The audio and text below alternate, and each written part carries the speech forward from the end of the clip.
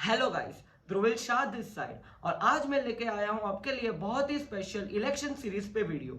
जैसे कि मुझे इंस्टाग्राम पे बहुत से स्टोरी रिप्लाईज और मैसेजेस आए थे एसवीएनएटियंस के कि मैं उनके साइड से इलेक्शन कैंडिडेट्स का इंटरव्यू लूँ और उनके सामने जो हमारे स्टूडेंट्स के क्वेश्चन है वो रखूँ और उनका एक पॉइंट ऑफ व्यू जानते हैं, ताकि लोग जज कर पाएंगे कि उनके लिए वो पोटेंशियल कैंडिडेट है या नहीं। तो आज मैं मिलवाता हूं आपको ऐसे ही एक कैंडिडेट मिस्टर ईशान गढ़िया से। ये हमारी एसजीएस की पोजीशन के लिए खड़े हैं इलेक्शन में। आप अपना इंट्रोडक्शन खुद देना चाहोगे? या जरूर। मैं Ishan Gadhiya from final year BTech mechanical engineering. मैं इस बार स्टूडेंट जनरल सेक्रेटरी की पोजीशन पे नॉमिनेट कर रहा हूँ। तो इस बार यही है कि एक सोच थी कि जो 2-3 सालों से अपन काम करते आ रहे हैं वही काम को आगे ले जाया जाए, क्योंकि अपन एक स्तर पे लेके आए हैं ऑलरेडी एक चीज को, उससे आगे ले जाने का विजन है।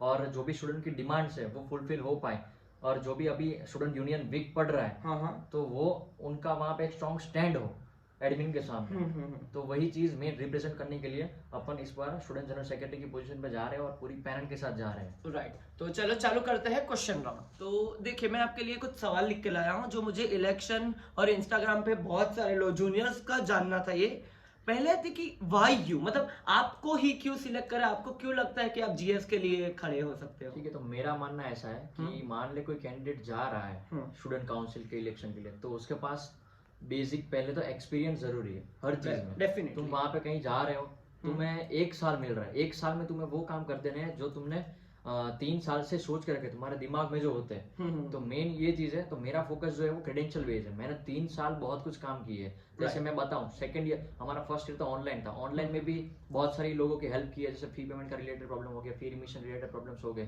तो ये सब चीजें मैं फर्स्ट ईयर में भी एक्टिव थे। देन सेकंड ईयर आता है, सेकंड ईयर में हमारे फर्स्ट टाइम स्टूडेंट काउंसिल के इलेक्शन हुए थे। उस टाइम के जीएस थे हिमिन शाह सर। उस टाइम पे जीएस काउंसिल फॉर्मेशन हुई थी। वो जीएस काउंसिल में सेकंड ईयर में मैं एज अ हेड काम कर चुका। कौन सी कमेटी के? Scholarship and mediclaim. Okay, second year से में ही आपने हेड का रोल निभा लिया? सेकंड ईयर में ही हेड का रोल निभाया है।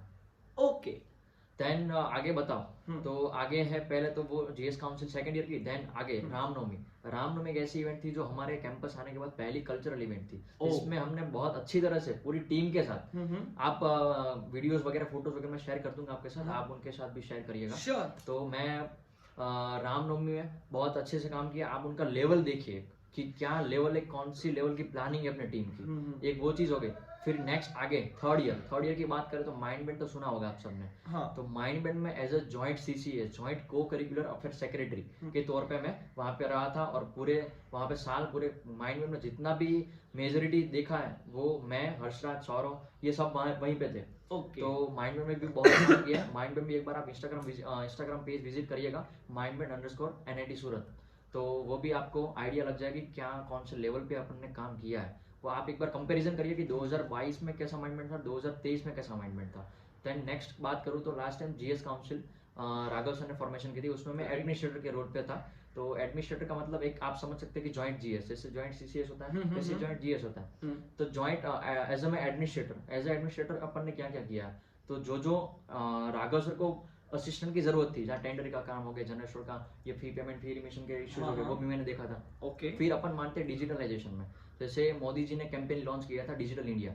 तो उसके तहत अपन ने एक एप्लीकेशन बनाने का सोचा था। वो लास्ट काउंसिल से काम कर रहे हैं, जीएस काउंसिल उस पर काम कर रही थी। तो वो एक एप्लीकेशन बना रहे हैं। एप्लीकेशन में क्या होगा, मेन फीचर जो आपको थोड़ी हाईलाइट कर देता हूँ मैं।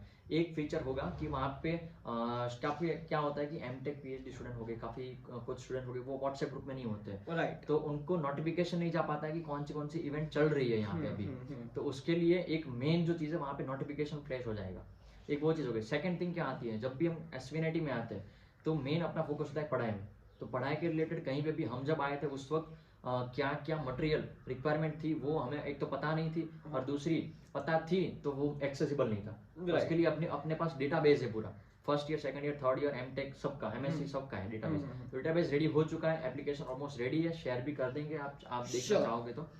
और बस यही मेन हो गया। फिर अवेयरनेस, काफी अवेयरनेस भी फैले थे, जैसे कि मेडिक्लेम का काफी कम लोगों को पता रहता है, तो वो उस पर भी काम किया हुआ है। तो ऐसे ही और भी कल्चरल इवेंट्स, जैसे गणेश उत्सव हो गया, महाशिवरात्रि हो गई, होली हो गई, दशवीं दानिया, बहुत बहुत कुछ थ्रू आउट द ईयर काम किया है मतलब। राइट। ओके, तो मतलब आपके क्रेडेंशियल्स तो काफी आई थिंक क्लियर हो गए होंगे। तो ओके, जो आपने जो माइंड बैंड वगैरह का बोला उसका लिंक मैं डिस्क्रिप्शन में डाल दूंगा, तो जिसको भी देखना होगा, वैलिडेट करना होगा कि आप बोल रहे हो वो सही है, तो वो डिस्क्रिप्शन से जाके देख सकता है।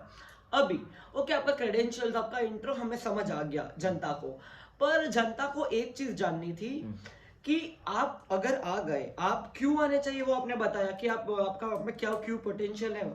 अगर आप आए तो आप ऐसा क्या चेंज लाओगे, आपका विजन क्या है बेसिकली, कि आप एसवीआईटी के सराउंडिंग जो हमारा इतना मस्त कॉलेज है उसमें क्या वैल्यू ऐड करोगे अगर आप जीएस बने तो पहली चीज जो मैं सोच रहा हूँ वो है स्टूडेंट की जो डिमांड्स है वो फुलफिल नहीं हो पा रही है कुछ चीज़ों की वजह से।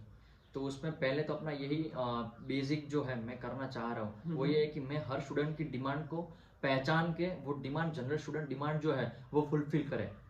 एक चीज ये हो गई। फिर दूसरी चीज है ट्रांसपेरेंसी। ट्रांसपेरेंसी नाम पे बहुत अपना लो चल रहा है, तो ट्रांसपेरेंसी में मान लो कि हर एक स्टूडेंट चैप्टर से वो कहाँ क्या खर्चा कर रहे हैं, अपन जो पैसे दे रहे हैं फी पेमेंट में वो खर्चा कहाँ कहाँ जा रहा है, उसके अलावा भी बहुत सारी प्रोसेसेस है, फी रिमिशन की प्रोसेस, उसमें ट्रांसपेरेंसी की कमी है। कहीं कहीं पे कुछ स्टूडेंट का फी पेमेंट मतलब 5 लाख से कम होता है फिर भी उनका रिजेक्ट हो जाता है। ये सारी चीजें बहुत इंपैक्ट करती है स्टूडेंट पे। तो ट्रांसपेरेंसी एक चीज होगी जो अपन इंप्लीमेंट करना चाहेंगे। सेकंड थिंग, ये हॉस्टल में काफी प्रॉब्लम है, तो एचएएस जो भी है उनके साथ कोलैबोरेशन करके, अपने एचएएस तो ऑलरेडी बन चुके हैं, हाँ राइट, मिस्टर रविचंद्र, तो एचएएस के साथ कोलैबोरेशन करके रीडिंग रूम फैसिलिटीज हो गई, टीवी रूम एक्टिव नहीं है, कुछ बहुत सारी चीजें हैं बट पेपर पे है, एक्टिव नहीं है। तो एक्टिवेशन के लिए बहुत काम करना है वहाँ पे जरूरी है।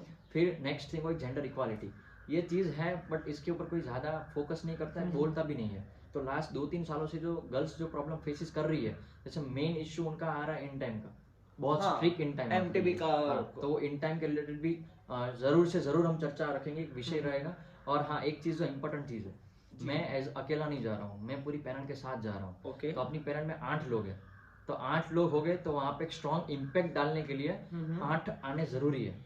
इस बार अपन फोकस इसलिए कर रहे हैं कि 8 में से 8 सीट अपनी आए, 8 में से 8 पोस्ट अपनी ही हो, ताकि वहाँ पे एक स्ट्रॉन्ग स्टैंड लिया जा पाए। ठीक है, ओके, तो ये आपका विजन समझ आ गया हमें, और आपके अब क्यों बनना चाहिए।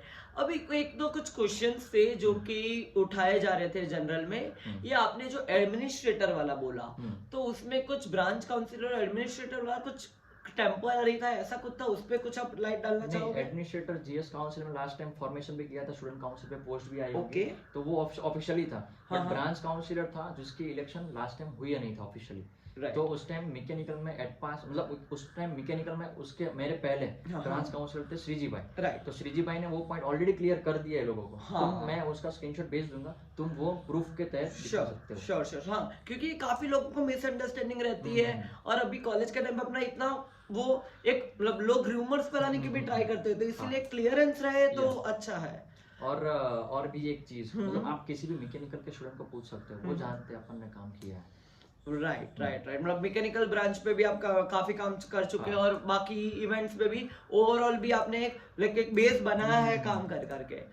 ठीक है, हमें तो यही क्वेश्चंस थे। आपको एक मिनट जनता, देखो, आपको अगर कुछ भी क्वेश्चन हो सीधा नीचे कमेंट में बताना, मैं आपको जो भी आंसर होगा, जो राइट होगा, मैं आपको बता दूंगा। आपको कुछ ओवरऑल जनता के पिच करना हो हमारी चैनल के थ्रू। हाँ, एक नया मेरा इस बार इनिशिएटिव है कि मैं हर स्टूडेंट के पास पहुंचूं। मैं एज एसजीएस नॉमिनी बोल रहा हूँ ये चीज, कि मैं हर एक स्टूडेंट तक पहुंचूं, और उनकी क्या प्रॉब्लम्स है वो जान के, फिर अभी तक तो शायद मैनिफेस्टो अपना हो गया है, तो अभी फिर भी अपने ध्यान में तो रहेगा ही वो चीज, मतलब एक कलेक्ट करना चाहता हूँ डेटा कि क्या क्या प्रॉब्लम्स है।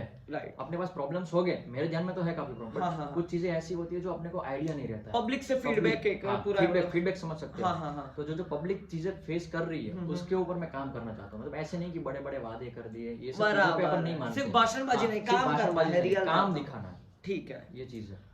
ओके देन, और एक क्वेश्चन थी जो आपने बोला कि 8 जन की आप पैनल बना रहे हो, वो 8 जन की पैनल, तो वो आपने कैसे सिलेक्ट किए है। और एक चीज जो लोगों को थी स्टेटिज्म वाली चीज, क्योंकि इलेक्शन में हमारे पास आया था, मैंने इंस्टा पे डाला था, तो उसमें था कि कुछ स्टेटिज्म होता है, उस पे कुछ मतलब पैनल के आपके थ्रू वैलिडेट करना चाहते हो कि स्टेटिज्म नहीं होता है, या इलेक्शन में क्या सीन है स्टेटिज्म का। देखो, स्टेटिज्म में ऐसा है कि सामने वाले जो अपोजिशन है वो इस पॉइंट उठा रहे, बट ये वैलिड पॉइंट बिल्कुल नहीं है। क्योंकि आप देख सकते हो अपनी पैनल में हर एक बैकग्राउंड से लोग हैं, बीटेक एमएससी से लोग हैं, हर ब्रांच से लोग हैं, रिप्रेजेंटेशन हर चीज का है, फीमेल कैंडिडेट भी है।